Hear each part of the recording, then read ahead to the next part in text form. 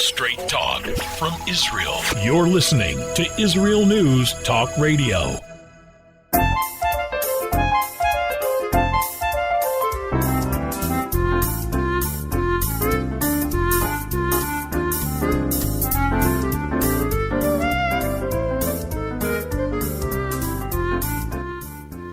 Good morning, and it is a good morning. My name is Andrea Simintov, and you are listening to Pull Up a Chair on IsraelNewsTalkRadio.com. Rosh Chodesh Elul, the head of the month, the top, the opening of the season of forgiveness, the season of hope, the season of expectation, the season of change. It's a glorious, glorious time.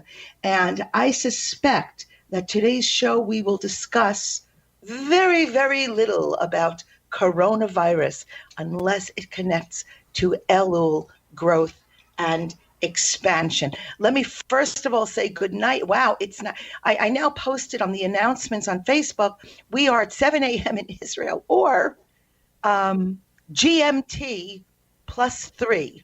All right, that's the Greenwich Meridian Time +3. You figure it out. Don't ever say that this show is not educational. So we're going to say good evening to our friends in the U.S. and in Canada. And I don't say, in Mexico also. Isn't it like the middle of the night or like the crap of dawn? And we have listening in also from the United Kingdom, Germany, France is listening in today, also Belgium. Good morning, China. Actually, it's good afternoon. And Indonesia. I was just telling the producer, we really have to hep up the listener rolls from the United Arab Emirates, because apparently we are big buddies now, us and the United Arab Emirates.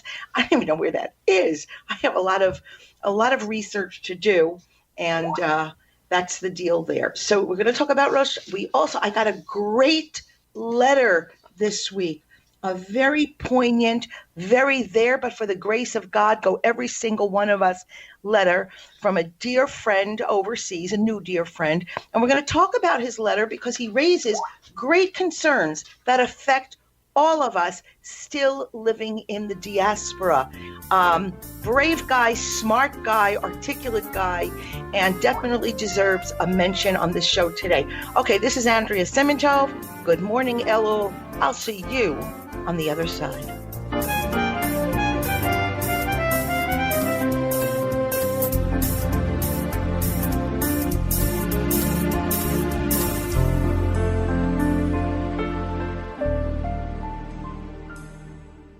Always challenging the status quo.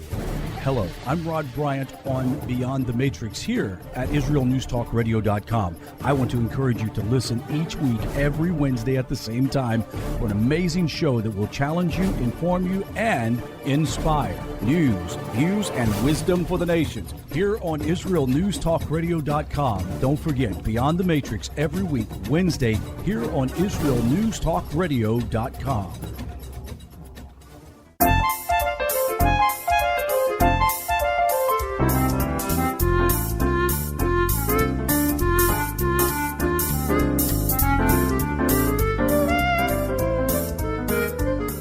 Okay, we're back.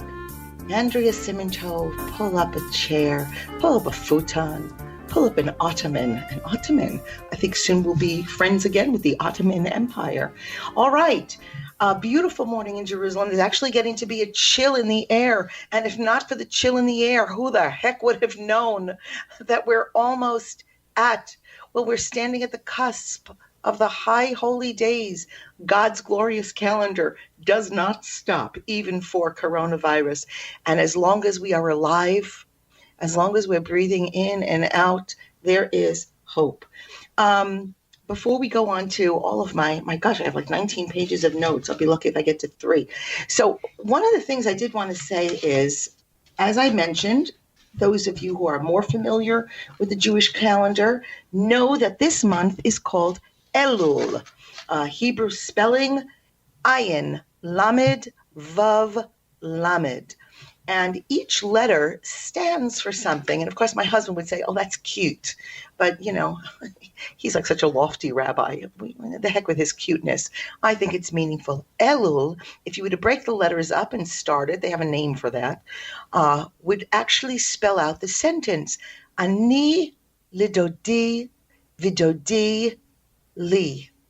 I am my beloved, and my beloved is mine. Elul, the month that ushers in, indeed, this time of loving judgment, is the time where we reconnect, where we retake our marriage vows, so to speak, with HaKadosh Baruch Hu, the Holy One. Blessed be He in heaven. And this is a very precious month, not a month to be squandered. It's very interesting because it comes, Elul appears suddenly, rises out of the spiritual mountain after a long, seemingly holiday-free summer, a time where we generally sort of throw all caution to the wind, live, revel, barbecue, joy, have great abandon, and suddenly we have to be accountable. The juxtaposition is very meaningful, very heavy, very interesting, and I'm very excited because all of us, wait a second, I'm getting hit in the head with a tape measure. I've been actually measuring my weight loss. And it's a time for us to measure indeed our relationship, our commitment. And I was thinking about this. I said, what are we letting go of today? You say, like, what are we taking on? Not letting go of. What mitzvot, what commandments, what holiness, what community involvement am I taking on today? And I came across the idea this week that so much of what we take on can indeed be that which we let go. Which fights aren't our fights? Which arguments aren't our arguments? Which endeavors have nothing to do with us? I raise this point because I tried to make a what we call a shidduch, a marriage introduction, an introduction for the purpose of dating and hopefully marriage with a young woman who I had heard about, and I heard about her because I was once very close to her parents, and there was a terrible, terrible falling out, a familial falling out. I mean, like hundreds of people involved in this falling out, and I became persona non grata. And this was maybe 20 years ago, and I had no kesher. But anyway, over the years, I heard wonderful things about this lovely, lovely girl, and I read her profile, and I tried to make this arrangement, and I contacted her, and I said, because I may have ruined it by saying, you may have heard of me. And hearing about me wasn't such a great thing. But I said to her, I've heard wonderful things about you. I met a wonderful young man. I'd be interested. And I knew that she's marriage age, and I know that she was looking for. She shut me down. She didn't want to hear. She took on her parents' anger. I don't even think I ever met the girl. I had a conflict, but I had moved on. Life goes on. People we love pass away. The world changes. The world shifts. We get nachas, joy, gratitude from children, and we get great disappointment from children. Same thing with spouses. And I thought to myself, that's a terrible thing. What are we willing to give up to hold on to old hurts? To what? Teach me a lesson? If we could all let go of that one thing that we say in Hebrew, megared, itches me inside of my stomach, rips apart my kishkes. Imagine being freed like a spiritual Malox. That's what I like to think about it. And it reminded me, this girl, Nebuch, that all I wanted to do was make this introduction. And someone said to me, well, what if you got someone else to make the introduction? Could you get somebody else? It's such a good. And I said, no, you know what? I don't really know her. I thought I knew her. But if that was where she was holding, then she's not really good enough for this boy, I don't think. I have to give it some more thought. Let go of your parents' crap. Let go of your teacher's garbage, unless it's holy, unless it's spiritually enlightening. We can make our own decisions. We could say, I'm told to honor my mother and father, and the reason I'm commanded is because it doesn't always come easily. And it shouldn't always come easily. If it came easily, we wouldn't be commanded it. God does not command us to eat a pint of Haagen-Dazs, okay? I'm good at that. He commands me not to injure myself with food. So there you have it. Also thought about this in terms of Elul, sort of a time of rebirth. And babies are still being born. Baruch Hashem, babies are being born during this very questionable period in our human experience. And I thought to myself, you ever see a newborn baby? They're born, they're crying, their faces crunch up, they're angry. That was not a good experience. What the heck was going? That was a heck of a highway. You took me out. And the one thing that absolutely is indigenous to these newborn babies is they have clenched fists. It's all mine. Look at this whole world I'm getting into. It's mine. It's mine. I've grabbed it all. And then life happens. Life descends. And after 120 years, when that little baby has lived, invested, toiled, loved, lost, soared, and been disappointed, he returns to heaven. And if you see what a peaceful, now deceased person looks like, their hands are open, palms raised, giving it up, understanding it was never all theirs to begin with. We recommit, we reconnect, we are reborn at this marvelous time of Elul. Anila Dodi Vidodi Li. I'm my beloved is mine. Let's cleave, let's try. We don't have to get it all right. We just have to be in the game. Which brings me to, dun, dun, dun, dun, beautiful letter I got this week from let's just say a listener who lives overseas. I don't even want to identify the country. I'm not sure if I can. If he writes to me, I'll tell. If he writes to me in the chat room and says, yeah, say where I lived, I'll be very happy to. Anyway, hi, Andrea. I look forward to your show every week. And although there are some great shows, Andrea, you're just incredible, fantastic. He didn't really write that, but I'm taking literary license. You're a genius and your show's the best. Okay, I'm mailing you from Unknown Community, where I belong to a traditional congregation. We also have more liberal congregations. I'm, ad-libbing here. I find your encouragement to make Aliyah very inspiring. I like that. And it is something that I often think about. I like that. I holiday in Israel and love it. One thing I have about your advice is that all Jews should move to Israel. Won't the anti-Semites think that they've won and have driven the Jews out of their countries? Many people have never met a Jew, and perhaps a strong presence in the diaspora with people actually knowing Jews may reduce anti-Jewish feeling. Please feel free to disagree. Very cute. So I disagree. But anyway, Jews are different. Here is my answer. As I wrote to you in my response, the diaspora is a sign of shame. We were vomited out of the land after the destruction of the Second Temple because we did not walk in his ways. Every time, every day, every moment spent living in the diaspora attests to the fact that we did not merit living in our land. However, this is a complex part of the conversation. Not every Jew can make a parnasa, can make a living here. And there are several reasons to remain living in Galut, but don't pretend that it's some kind of a badge of honor. Now, I wanted to just, because we only have a few more moments in this segment, I want to just throw this out here. You know what? When it says knowing Jews may reduce anti-Jewish feeling, I got to ask you, how's that worked so far? Hasn't really worked so far. In some cases, knowing us is not to love us so much.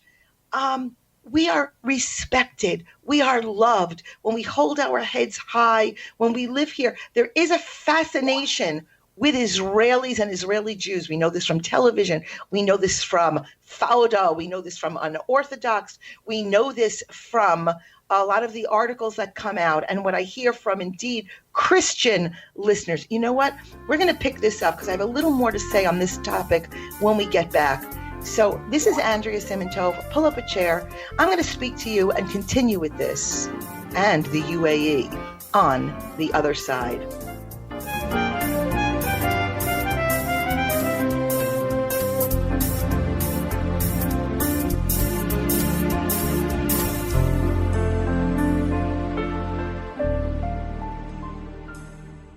Shalom, everybody. Making a difference often takes just one moment and one person at a time. I am Orly Benny Davis, your show host on Israel News Talk Radios from Jerusalem with Love. You'll be hearing people talking about politics, religion, social issues, and making a better tomorrow. Join me, Orly Benny Davis, for God and Country. From Jerusalem with Love. Wednesdays on Israel News Talk Radio. Psalm 23, the Lord is my shepherd, I shall not want. Did you know this psalm and many others were composed by a Jewish shepherd and musician who later became a king? Would you like to know some of the inner meanings of psalms to help you connect with God and strengthen your soul? An exciting and easy-to-read book is now available which will help you do just that. Software for the Soul, Psalms for Everyone, available on Kindle, Audible, and Amazon.com. Software for the Soul. Modesty at the beach? It isn't just about body image. It's about feeling good. Modest swimsuits, so we don't get burned by the sun. So we won't get ogled by strangers. So we'll feel free to express ourselves without the need to expose ourselves. Let Marcy Modest help you to cover up what you want, how you want. Made in Israel. Visit marcymodest.com. That's MARSEA modest.com. And get a 10% discount on your first purchase. 2 new shows on Israel News Talk Radio. The return of the Jewish people to the land of Israel was prophesied in the Bible thousands of years ago and is coming true today. Shalom. Join me, Josh Wander, on Israel Unplugged. Listen in as we delve into the spiritual and physical aspects of the Jewish return to Zion. We'll discuss the biblically mandated, historic, and of course practical understandings of this incredible transition from exile to redemption. That's Israel Unplugged, every Monday on IsraelNewsTalkRadio.com. How did a nice Jewish girl from Delaware end up living in Israel? Shalom, I'm Natalie Sapinski. Join me on my show, Returning Home. Meet different people who have moved to Israel. Hear their personal stories, their highs, their lows, and everything in between. Each week, we talk to experts on immigration and the process of moving to Israel. Listen to Returning Home every Thursday, only on Israel News Talk Radio.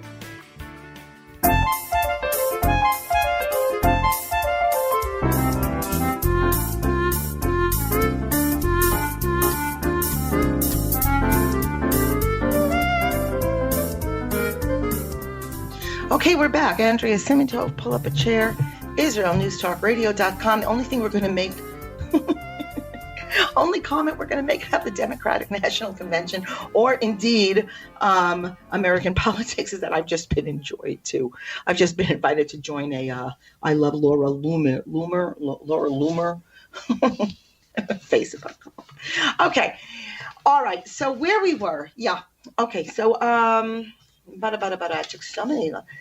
So as I went on, I have to tell you, I absolutely adored this note because here was a listener who gets it, who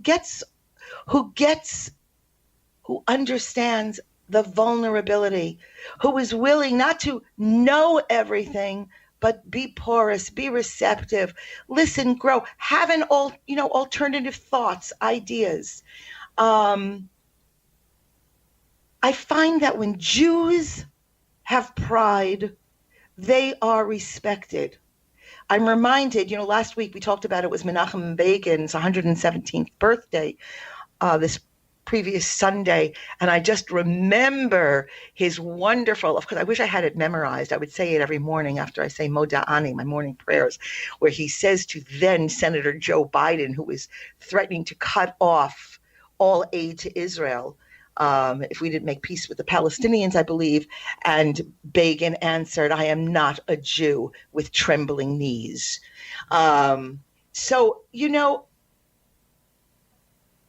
when it comes to staying in the diaspora so that, the non-Jews won't think that they won. Well, it's not a contest. It's not a contest. And again, our job, our tafkid, our assignment in the world is not to be personal PR teams so that the Goyim will love us. That has always been, I just remember Sally Field, they like me. It's been this crazy thing that as long as the non-Jews like us, we're okay. We've passed. It's a nice thing. I like being liked. I don't like when somebody turns down my marriage proposals, my suggestion for dating because they once heard I was a horrible person 21 years ago, which I will contest to this day. But guess what? We move on. It's not our job. Our job is to be okay in his eyes, to behave with dignity, to act kindly to one another, to have pride in who we are, to observe the mitzvot to the best of our abilities. This is where we gain the respect, or guess what? Don't. That's not our job. But remember, when we hold true to our beliefs, this is when we raise at least the eyebrows and say those people are willing. You know what happens? I have to tell you, when we stay there to prove that we're not running away, we assimilate. You know it. I know it. When we assimilate, we disappear. And that which remains after we assimilate is Jewish, not Judaism. It's not holy. So indeed, all of those arguments, the arguments of not leaving Galut so that we remain a strong Jewish presence, we don't belong there. We have our own country. We have our own land. Now, indeed, I did say to you in my response that making a living, to come here, it's not a ganze mitzvah. It's not a big mitzvah to come to Israel and live in poverty or even worse. There are things to consider. Nevertheless, have the struggle, have the conversation, because that in and of itself is the mitzvah. All right, we're going to take those pages away. I love it. Write again. Disagree with me. It's great. Let's keep the dialogue coming. We don't have to solve it. Again, at the end, we're going to talk about this parsha, this portion of the Torah is called Shoftim. It's all about judges. No one says it's ironclad and we get it right. We have to be in the process of being righteous, process of being holy, process of being just. All right.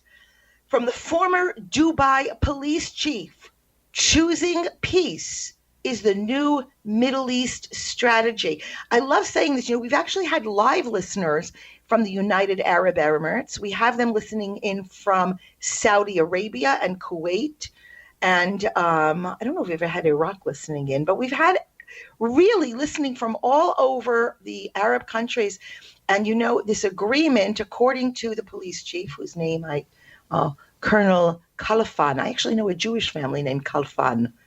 I guess maybe they're, I think they're Iraqi en route. Okay, the agreement is very important. Choosing peace is a strategy governing the Middle East today, and that is fed up with wars, tensions, and hatred.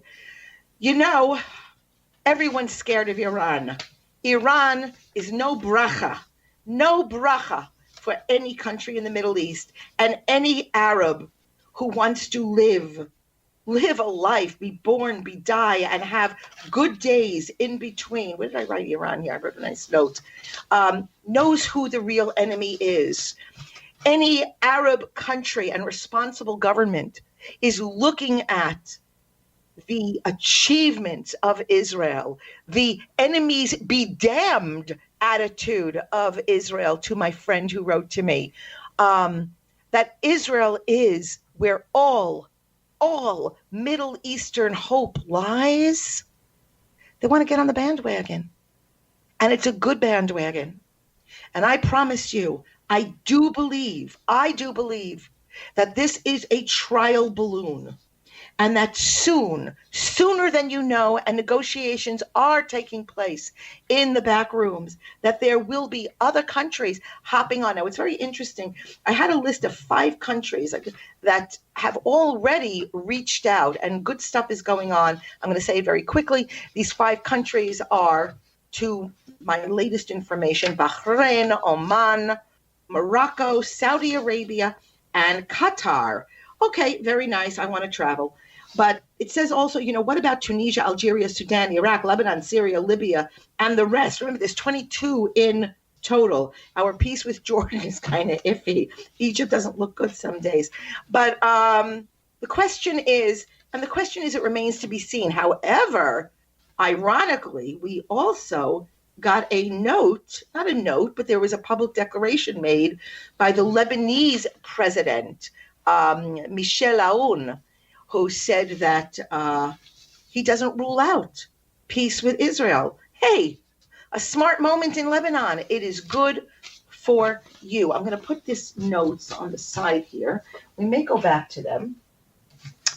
So let's talk a little bit about this agreement between Israel and the United Arab Emirates. Let's see. Anybody listening? Any of my buddies from England? Okay. So we are so used to being hated. We are so used to living in this desperate situation. COVID was almost a delightful diversion from being hated by the rest of the world. And suddenly we have this deal. It's a good deal. There's going to be a lot of cooperation. There's going to be a lot of, medical cooperation, intel, science, economic, wonderful stuff. However, it's not all glossy, and it's not all like a scene from The Music Man, where they all start dancing in the street. It's indeed what has happened is goes on the back burner. Okay, I'm trying to find my language here. The treaty demonstrates that the Arab countries they're willing to establish relationships with Israel without this long-standing prerequisite of having to have a Palestinian state. And we'll see if we have time today for me actually to mention Jared Kushner, who always looked like a very kind of wimpy guy to me, I got to tell you. But, nobody's waiting around for the Palestinians. Once again, the Palestinians have missed another 20 opportunities to have 20 opportunities. And the Arabs have done very little. The Arab countries, all 22 countries, excluding the supposed state of Palestine, which doesn't exist, have done a very poor job of masking their great disdain for the Palestinians, hoping that Israel would take care of it. Well, guess what? We ignored them. We didn't ignore them. We poured ourselves into them. We gave them everything. We buried our children in the hopes and attempts to make peace with them. Didn't work, didn't happen. And you know what? The Arabs stepped over it. However, while this treaty is indeed a very clear message that the Palestinians really don't have any kind of veto power, or indeed probably any kind of power with them, the Palestinian state is not off the table. And a lot of people in the right-wing camp, this came down from Zahava Englad Shapiro, who I admire a great deal. She writes that many in the right-wing camp, herself included, were not happy with the term of the Trump peace to prosperity vision, which included leaving 70% of Israel's heartland, as a quote, open for possible Palestinian states, and are relieved that such a deal has now been rendered obsolete. That's the American view. Zev Jabotinsky, Menachem Begin's guru, my daddy's pole star, and indeed the most revered Zionist leader of our time, talked about the importance of Jewish pride as a matter of our nation's survival. Let's be careful. Let's indeed try to normalize our relations with our Muslim and Arab brothers and their countries, but recognize that if we give away who we are, we've given away indeed our connection with our holiness. It is a minority opinion that this is a bad deal. Let's wait, let's see, let's hope. See you on the other side.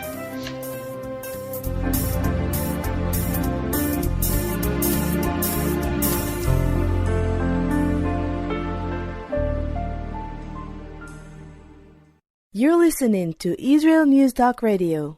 This is Shai Ben-Tekoa, and each week I'll be webcasting to you from Judea, origin of the word Jew, a people besieged and beleaguered in every generation. Nazi Germany's but a memory, but in its place the world invented the phantom Palestinians as this generation's internationally authorized Jew killers. Tune in for a different slant on life in Israel, Phantom Nation, every Monday. Hi, I'm Rabbi David Aaron. The soul basics are the most profound, the most essential, and yet often the most neglected in our education. Join me for Soul Talk on Israel's News Talk Radio and discover the secrets to love, spiritual growth, and personal power.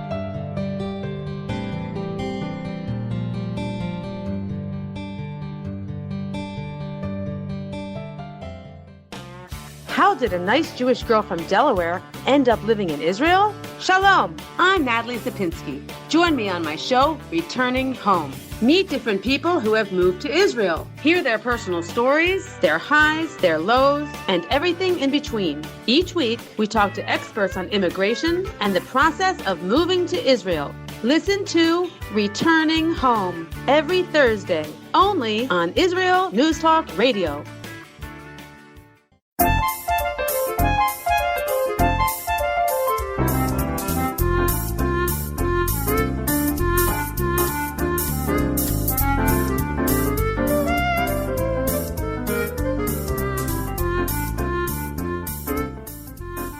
Okay, we're back. All right, we're just taking a nice note here. Okay, we're back. Andrea Simantov, pull up a chair, IsraelNewsTalkRadio.com. Apparently the Czech Republic is listening in this morning. Good morning, Czechoslovakia. Okie doke, we're going to go into our Devar Torah section. Very important. Again, very important as we enter this great period, Rosh Chodesh, the head of the month of Elul. Listen to the beginning of the show by podcast if you're only listening in now. Just a couple of things I want to just wrap this up about the United Arab Emirates deal. Isn't it nice not to talk about COVID? Anyway, or the Democratic National Convention. Don't get me started when we start on the Republicans. Okay, this is where I'm going to get kicked off the station. All right, here we go. But one of the things that I did want to kind of wrap up with, at least on my show, which this is going to sound funny. I really do try to be apolitical. Not apolitical, try to show both sides of the coin. But one of the things that Jared Kushner, as in his role of advisor, like him or not, that's his role. And one of the things that he said was that, that the Palestinian credibility has fallen to an all-time low and that the Trump administration won't chase the Palestinians over a peace deal if they continue to reject American overtures. Well, we know what they've thought about the Israeli overtures after the years. And suddenly, the American overtures are the ones that are being ignored. His assessment is, once again, their credibility is just the pits. They do not want to help themselves. And last week's deal with the UAE, this is Andrea speaking, signifies mamish, indeed, signifies the fact, as I said in the last section, they're stepping over the Palestinians now. They've lost their chance. They've pushed their envelope. And what have they done? Instead, they're being ignored. That wall of Arab support that once was what the Palestinian, the Palestinian, what is they called? The Authority? Is that what they call themselves? That they had used as their bolsterer to press their point. They've lost all leverage. And guess what? This morning, they are scrambling. Again, what will their people choose? They can open up their eyes, take a look around themselves. What will you choose? I'll tell you what. We are still here. You know the address. The United Arab Emirates knows the address. I actually implore those Palestinian Arabs, I implore you this morning. You're so good at defiance. You're so good at rock throwing. You're so good at poison balloon launching. Defy your leadership. Choose life. Choose a future. Take a look around you. You know, Nabil Abu Radene, he's a spokesperson. He's your big spokesperson there, living in a mansion, sucking at the teat of hopelessness for your people. He has gotten rich. He says it's the Trump administration's negativity that brought matters to this impasse. No, your leadership brought this to an impasse. Your hatred for one another, his hatred for you and your future, banking on keeping your children hopeless and stupid. Defy. Stand up. There is hope. Oh my, there's plenty of hope. You know the address. We're here. We're ready. And guess what? We're suckers for both friendship and peace. Okie doke. Shuff team. Where are my papers here? Andrea. Here we go. This is the Parsha. All right. So many judges historically have been Jewish judges because the whole idea of courts, checks, balances, trying to get it right, trying to establish fairness, it all comes out of, indeed, this Torah. You know, unlike other faiths, Judaism, it doesn't foresee this world to be one of perfection and perfection of the entire human condition. We'll get it right. Listen to us. We'll scratch it in stone, in ink. No. In this week's Torah reading, we're told to create. Remember, we're entering the land. Moses is beginning to say goodbye.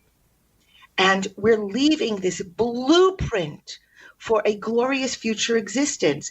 And so we're being told to create this legal system of justice, to create indeed a formula for law and order, because society just can't rely on goodwill. As long as everybody behaves themselves, you know, the world will get along.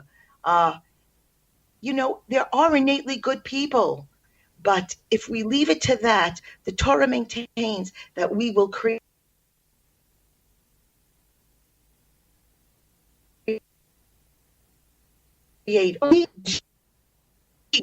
are part of this blueprint format matrix of a civilized society. There we go. Yes, someone's writing in. So, like, since this Torah is speaking to, again, people who seemingly want to operate on a higher level and indeed observe the commandments, it might seem incongruous. I mean, we've been given the mitzvot, just observe them. There you go. But the realism and the practicality of the Torah dictates that there are going to be disputes between people, and that most of the disputes in time will revolve around money. No matter how pious one is, how religious, and how many times we even fear the police. Oh, isn't this a timely parsha, huh? In a manner that very often people are frightened of the police, they're frightened of the judge, they're frightened of the courts more than they fear God. So one of the basic, well, the 7 basic Noahide commandments, and I know that it speaks to many listeners, is that all societies have to create a legitimate system of legal justice and to provide for its enforcement. Unbelievable. The Torah is so current. Naturally, the Torah demands of us just laws, honest judges, and fair treatment behind the legal bar. What is aberrant? Yes, it is aberrant, a dirty cop. It is aberrant, a judge who takes bribes. It is aberrant, a dishonest lawyer. I know, we're all laughing. So we read in Tehillim, Psalms, that it's possible, actually likely, to create evil, bias, unfairness, in lack of judges, exploit one another and oppress our brothers. We can create this. The history of civilization is strewn with this. So what does the Torah do? It orders us to have a society of law and order. It commands us to pursue righteousness. It commands us to balance, weigh, to question what is just, what is fair. Now, all judges, no matter how great they are, no matter how pious they might be, they're human beings. And as such, people can never be guaranteed correct and fair insights and judgments in every case, in every dispute. In fact, it has been, and even today, in rabbinic Jewish courts of law, we have always actually had a history of not adjudicating our disputes in the public court, but rather in inner courts, b'tei dinim, religious courts. Jewish judges historically act as arbitrators for Jews. Ultimate justice is a very, very difficult thing to achieve. There are always ramifications of this, and enforcement, crazy. We're taught that the ultimate judgment belongs to the Creator. Only heaven sees and judges the collateral effects of events and of human decisions. The Talmud recognizes this and states that a judge can only decide on the basis of what his eyes see. He can only decide the case that is known before him and not on unintended consequences. The pursuit of justice is integral to who Jews are and what the Torah asks of us. Righteousness, judgment have to be pursued. We don't throw up our arms and say, forget about it. Nobody's going to listen. We have to have standards, however. We can't absolve one another. Judges, police, law and order, they were to be established in all of the Jewish communities at all times. For most of the longest period over time, our justice system was indeed entrusted to rabbis, to their courts, to their decisions.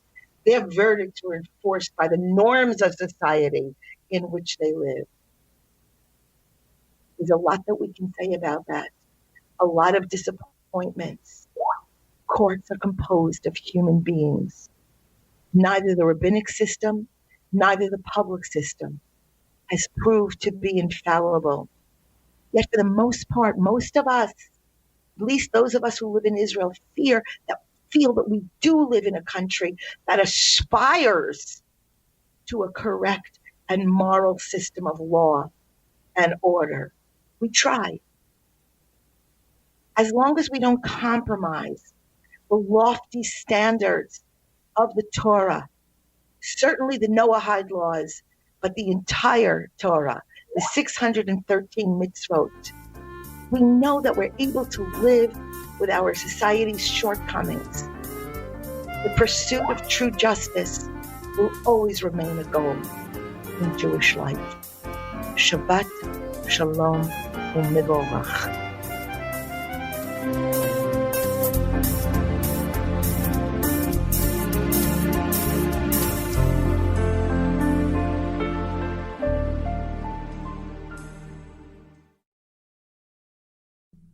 Israel News Talk Radio's chat room. Just click the orange button at the top of the IsraelNewsTalkRadio.home page, log in as yourself or an anonymous guest, and join in on the fun. You'll meet other listeners from all over the world who listen to Israel News Talk Radio, and you can make new friends. Israel News Talk Radio's chat room. It's the closest you can get to being in the studio with us. We love listening to Israel News Talk Radio. Where can you get the inside news on Israel? At Israel News Talk Radio, we're dedicated to sharing Israel's inside story with the world by providing our listeners with news on Israeli politics, current affairs, and Israeli Jewish culture. The Israel News Talk Radio homepage also provides you, the listener, with useful information at your fingertips, with scrolling news headlines, weather, currency exchange, Shabbat candlelighting times, and so much more. Our radio programming is always accessible and on demand. We operate absolutely free of charge for everyone, everywhere. If you love what we do, partner with us now by becoming an Israel News Talk Radio supporter. With your support, you'll be inscribed on our Israel News Talk Radio Wall of Fame. There's nothing like us in the world. Be part of something great. Israel News Talk Radio. Straight talk from Israel. If you love Israel News Talk Radio, then you'll love our Facebook page. We keep you up to date on what's happening in Israel, plus little surprise treasures that we don't share on the radio. Go now to follow us on Facebook. Just look for the Israel News Talk Radio Facebook page, and don't forget to subscribe and follow us by clicking on the like button.